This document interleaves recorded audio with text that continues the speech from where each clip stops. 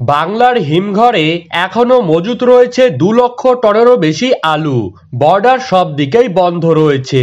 কার্যত হিমঘরে আলুর দিনের পর দিন পড়ে থাকায় নষ্ট হচ্ছে।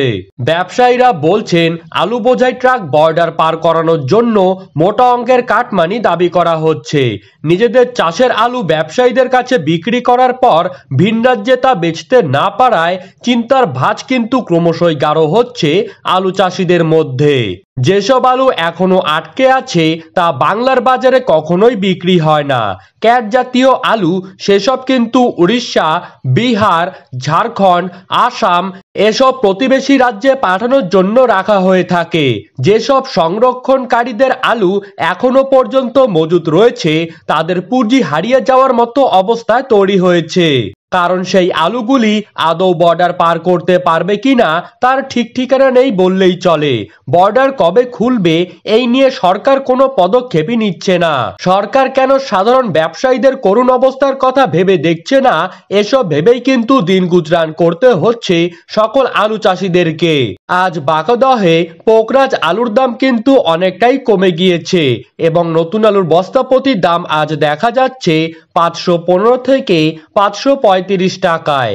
কালকের তুলনায় কুইন্টালে আলুর প্যাকেটে কিন্তু দাম কমে গিয়েছে ৫০ টাকা করে।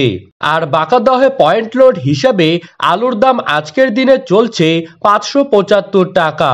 বহির্রাজ্যে ব্যবসা করতে পারছেন না বাংলার আলু ব্যবসায়ীরা। হাওড়া জেলার বিভিন্ন জায়গায় এবছর কিন্তু নতুন আলুর ফলন অনেকটাই কম। এক কথায় বলতে গেলে আলু চাষ করে কিন্তু চাষিদের তেমন কোনো লাভ হচ্ছে না।